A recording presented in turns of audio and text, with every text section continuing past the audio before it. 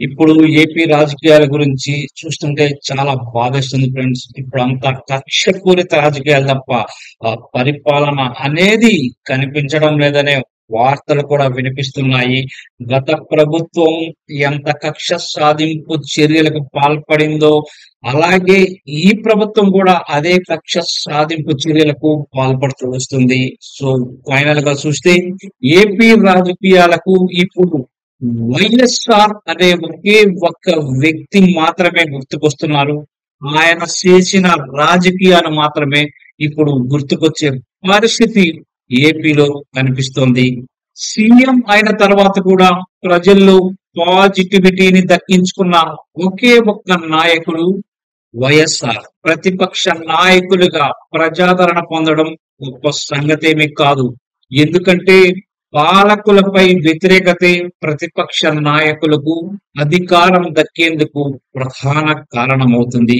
ఇక వైఎస్ఆర్ విషయానికి వస్తే ఆయనపై టీడీపీ, ఆ పార్టీ అనుకూల మీడియా చేయని విష ప్రచారం అయితే లేదు. వైఎస్ఆర్ ను ఫ్యాక్షనిస్ట్ గా, రౌడీగా, ఓ వర్గ నాయకుడిగా, కేవలం రాయలసీమకే పరిమితమైన నేతగా, అందరినీ కలుపుకొని పోయే వ్యక్తిత్వం లేని నాయకుడిగా ఆయన్ను సమాజం ముందు నెగిటివ్ గా నిలబెట్టడంలో సక్సెస్ అయింది అనుకూల మీడియా. ఇన్ని ప్రతికూల అంశాల మధ్య పాదయాత్ర ద్వారా ప్రజల ఆదరణను వైఎస్ఆర్ చూరగొన్నారు. చివరికి 2004లో సీఎం కావాలన్న ఆయన కోరిక కూడా నెరవేరింది. సహజంగా ఒక్క మనిషి ఎలాంటి వాడో తెలుసుకోవాలంటే అధికారం ఇచ్చి చూడమని చెబుతుంటారు. అయితే వైఎస్ఆర్ చేతికి అధికారం వచ్చిన తర్వాత ఆయన వ్యవహరించిన తీరుకు, ఆయనపై ప్రచారమైన అంశాలకు వంతనే లేదు. వైఎస్ఆర్ చేతికి అధికారం వచ్చిన తర్వాత ఆయన వ్యవహరించిన తీరుకు, ఆయనపై ప్రచారమైన అంశాలకు వంతనే లేదు. తమ దగ్గరికి పనులపై వచ్చే ప్రత్యర్థులను సైతం కాదనకుండా సాయం చేసిన గొప్ప మనసున్న పాలకుడిగా వైఎస్ఆర్ ప్రజలలో చెరగని ముద్రను అయితే వేసుకున్నారు. ప్రతిపక్ష నాయకుడిగా కంటే ముఖ్యమంత్రిగా మరింతగా ప్రజలకు చేరువ అయ్యారు. ఇటు ప్రజలు, అటు నాయకులు ఆయనకు కుల మతాలు చూడలేదు. సాయం చేయడం ఒక్కటే తన బాధ్యతగా వైఎస్ఆర్ భావించారు. అందుకే ఏ ముఖ్యమంత్రి పొందనంత గొప్ప ఖ్యాతిని వైఎస్ఆర్ దక్కించుకున్నారు.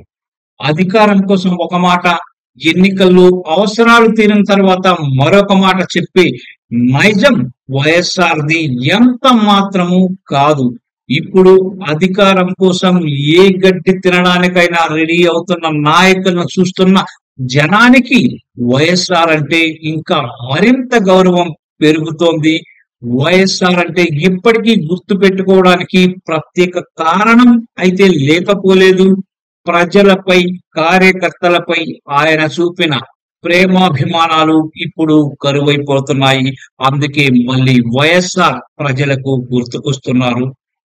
ఎంతసేపు ఎన్నికల సమయంలో రాజకీయ పబ్బం గడుపుకోవడానికి, అబద్ధాలు చెప్పడానికైనా వెనుకాడని నాయకుల్ని చూస్తున్న జనానికి వైఎస్ఆర్ లాంటి నాయకుడు లేని లోటు ఇప్పుడు స్పష్టంగా తెలుస్తోంది.